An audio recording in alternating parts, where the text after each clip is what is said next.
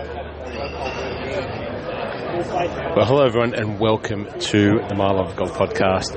Recording live, something a bit new, down here at the Champions Club at the Aus Open. We're sitting at the back of the 18th green, just taking a little bit of a break. We've been out on course all morning. We've got Magic Mike and Rossco here, and as I said, just doing something a little different. Mike, welcome to the Aus Open. It's great to have you here. How are you, mate? I'm pretty well. I'm very warm. It's a very hot day here in Melbourne, and I think it's going to be up to around 30 degrees, so enjoying the sunshine, but I'm not sure whether I'd rather be playing or watching. Mate, it is very hot.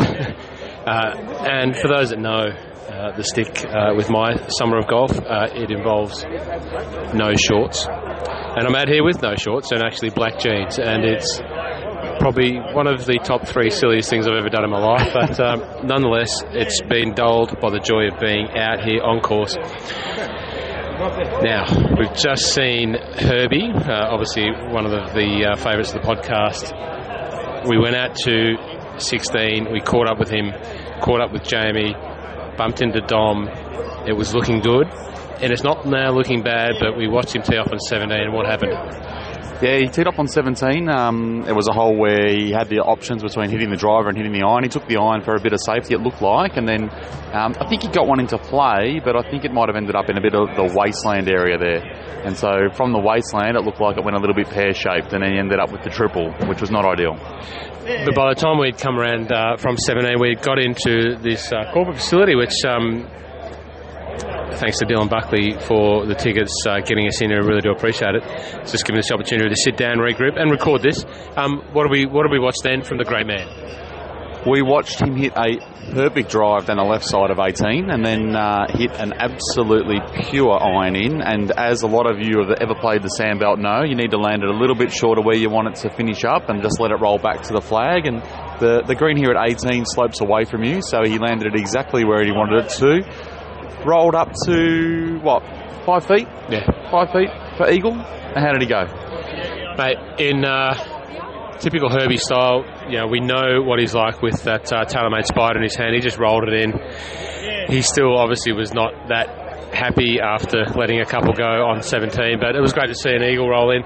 The 18th is playing, it's a genuine two-shotter here, and he just played the perfect shot in it, rolled up to the hole. These greens, as you know, I played them on Tuesday. The pure distinction is rolling, as the name suggests, very pure. But they've firmed up a lot. The hot weather has just got them firmed up. I don't know what they're running at. I know the tournament officials didn't want them to get too super fast. We know what happens here when that happens. But, probably running at 11, 12 maybe, but they've certainly firmed up with this warm weather. Amazing. Mike, when you got here, I was just following Cam Smith on his final hole.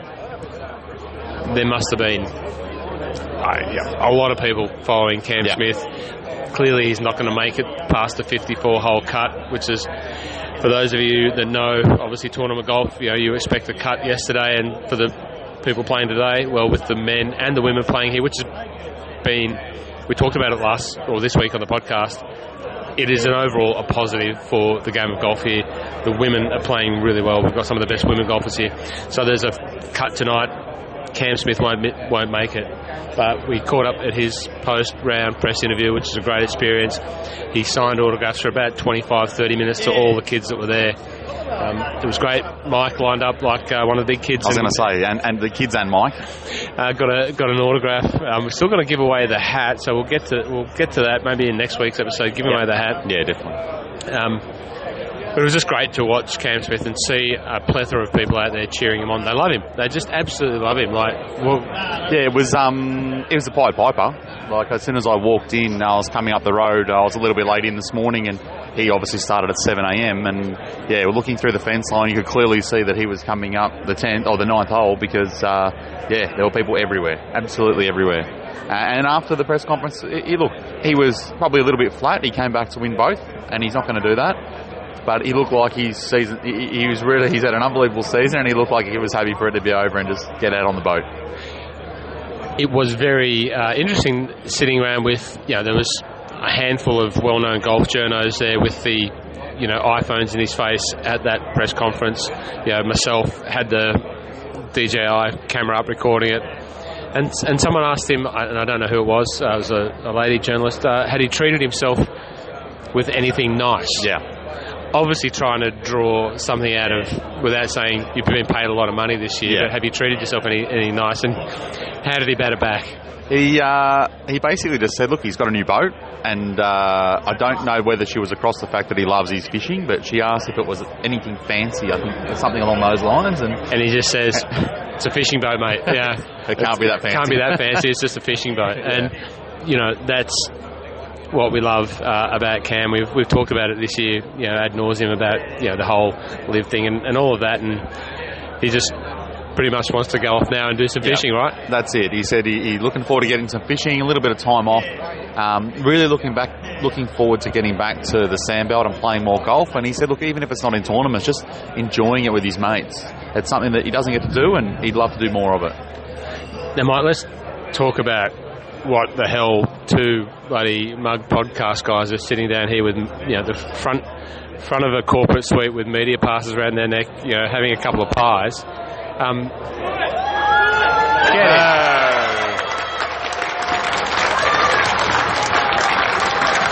We'll just pause that question there. Who was that, Mike? What's just happened? I can't see who it was, but they've, I'm guessing, holed out for Eagle. Ended up second shot in the bunker front left, and holed out from quite a long way away. Beautiful shot out of the bunker, and then just kept rolling. And did not look like missing. Rolled it up. Did I tell you I had a 2 the other day here? I might have told me once or 10 times. Yeah, okay. Yeah, it was very similar to mine, actually. Just got the group here on 18. You can hear the applause. I'm not quite sure who that is, but eyes on this group for us, because young Keely Marks is putting out on the 18th.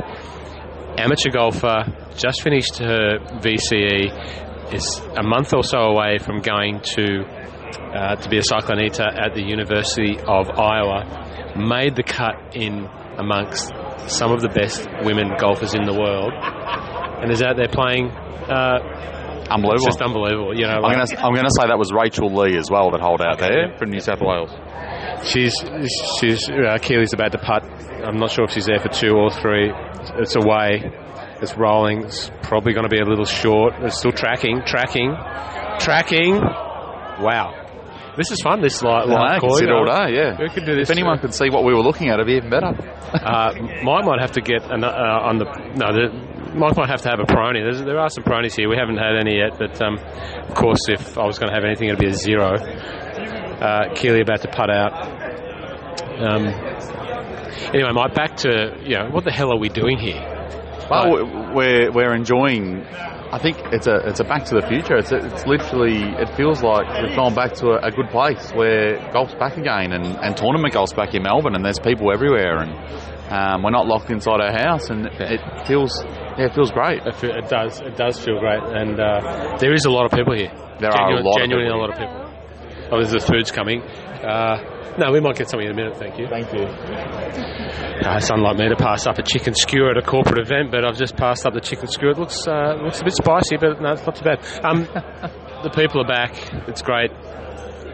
But what are we doing here? Is this a new thing that a couple of... And we're not the only podcaster group that's been given access to media passes, and which really means that we can sit there and watch a press conference, which is unbelievable. Walk a little bit inside the ropes, take some photos, and do stuff like that. And congratulations to and thank you to Golf Australia, who really have opened up the channels to allow us to do that. And hopefully that's a sign of things to come for people who, like us, are passionate about golf, just want to be here and be part of it, but we have the opportunity and to talk about it, and that's what we're doing. That's why we're doing this. So thank you to Golf Australia. It's been awesome so far. Has been, yeah. Just a little bit more about my week. On the range with the full swing kit, talking to a lot of the pros. A lot of the Australian pros, just so friendly, welcoming, just hitting some balls down there, watching them, whether they use the launch monitor or not. It's been awesome. Mike, what's on for the afternoon? What are we going to do? To be honest, I want to follow a few people that are probably not in the leading group. I think it'll be very busy around Adam Scott's group, which is fine. And you know, he's leading and he's one of the best golfers we've ever produced as a country. So I can imagine why people want to get out and see him. But I wouldn't mind seeing some of the lesser lights, and I wouldn't mind seeing how people that don't know the Sandbelt well play a Melbourne Sandbelt course that's probably running hard and fast, the wind's getting up, and it's nice and hot. So they're the sort of things that excite me about watching people try and tackle these courses. If you are watching this on TV, obviously, you know, we're going to push this out now, so it's, without being live, it's as close to live as what we can do, but, yeah, what are we looking at up in the sky there? It's been crystal clear all morning, but the flags blowing and a few clouds. Yeah, a few clouds. They do look like they want to rain. I mean, I don't know that there was any rain in the forecast, but they're those standard Melbourne summer afternoon clouds. Look like they're going to be a bit of a storm, but I don't know that they're going to eventuate, but the wind's certainly picking up. Now, this afternoon, we'll get out there and do a bit of Scotty tracking. I think the crowds are going to be massive for Scotty, but can't wait to get out and see him. My esteem for Scotty has elevated this week. Now, without being able to say what it was, I got the opportunity to help one of the media people, and I spent a little bit of time listening to them chat to Scotty this week, and it was an open and honest chat, and to be part of that and listening to that was unbelievable. And at the end of it, I was talking to Adam, and as were some other people, and the discussion about the colours came up, the beige, and someone brought it up, and he just rolled his eyes and just shook his head. He said, he actually said, I'm probably going to have to pull out some beige this week just to keep everyone, you know, all the trolls happy. And it was quite funny to see him, you know, we talked about it, we joke about it, it's a thing. So, but anyway, Adam was just awesome to listen to. So we'll go and watch Adam. But there's a couple other people that are fans of the podcast that we're here to see. Who are they, Mike? We definitely want to see Gunnar after the last few episodes. He's certainly a podcast fave now, and to see him in the top 5 at an Australian Open is exciting. Are we claiming? Is it too early to claim? If you think there's another podcast in the world that's talking about Gunnar Viby this week or the last few weeks, you're a massive no laying up guy. No, they wouldn't be across it. No, I think. Yeah, you've definitely pulled one out of the hat there, which is great. And, I hope he wins. I really do, because that way we can get in touch with him and get him on the podcast. Well, you're on first-name basis with his father-in-law, whoever it was that you befriended up there in Queensland. Exactly right. Dave Micheluzzi as well, obviously. Leading. He's currently just gone 1 under on the first, so he's just hit the outright lead. Morong's going well. Minwoo's going well. Adrian Moronka, I'm falling more in love with Adrian Moronk's golf. He just hits it long, but he likes when we tag him. He's chaired it, and it's to have that support from a winner on this year's DP World Tour has been unbelievable. So we're right on board with Moronk.